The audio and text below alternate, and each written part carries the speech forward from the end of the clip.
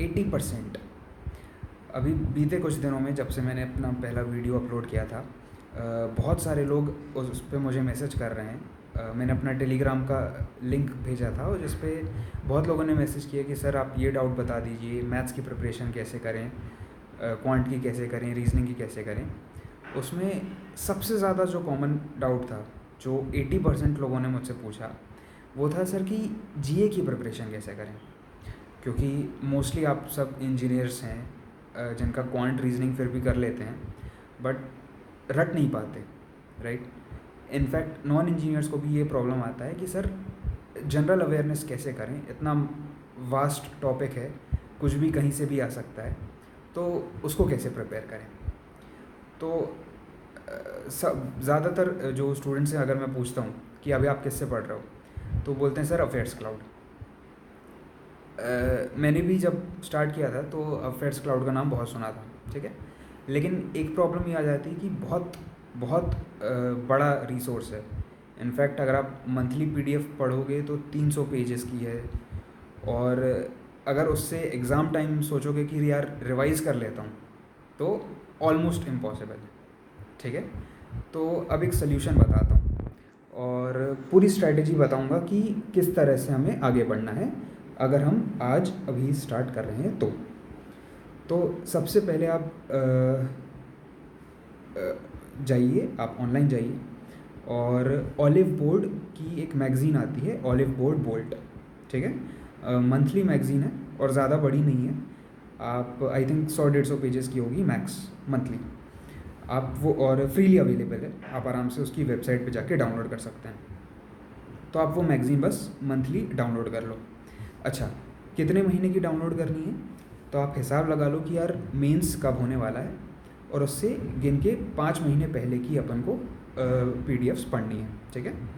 और अब किस तरह से पढ़ोगे, तो कुछ नहीं करना है, आप बस वो पीडीएफ्स डाउनलोड करो और सिर्फ एक रीडिंग मारो। जैसे अपन कोई नॉवेल पढ़ रहे हों, वैसे आपको सिर्फ रीडिंग मारनी है, ठीक है।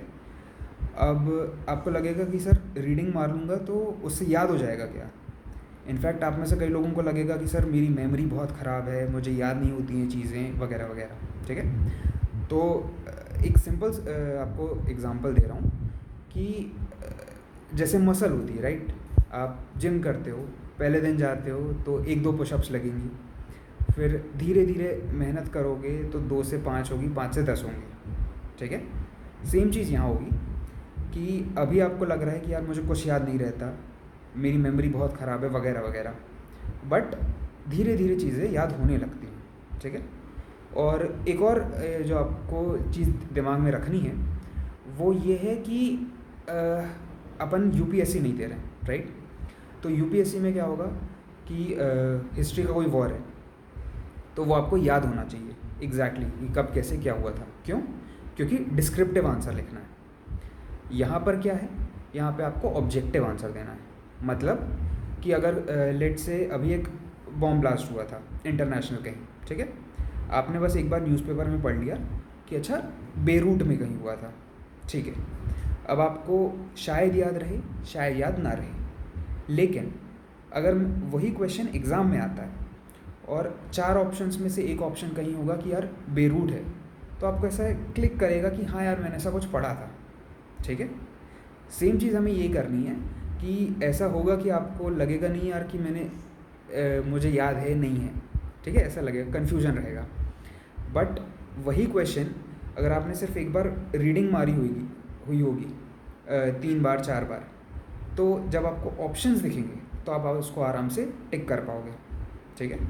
तो आपको अभी कुछ नहीं करना है, फिर से एक बार एक्सप्लेन कर देता हूँ कि एक ऑलिव बोर्ड मैगज़ीन आती है, उसको आप डाउनलोड करो, और चाहो तो सॉफ्ट कॉपी तो है ही, तो या तो अगर आप प्रिंट करवाना चाहो प्रिंट करवा सकते हो, या फिर बहुत सारी ऐप्स हैं जिसकी मदद से वो पीडीएफ पे हाईलाइट कर लो इंपॉर्टेंट पॉइंट्स, ठीक है। और कुछ नहीं है, सिर्फ एज अ नॉवेल उसे 4-5 बार पढ़ो पूरी मैगज़ीन। और कितनी पढ़नी है, 5 मंथ की पढ़नी है, मेंस से पहले की, ठीक है।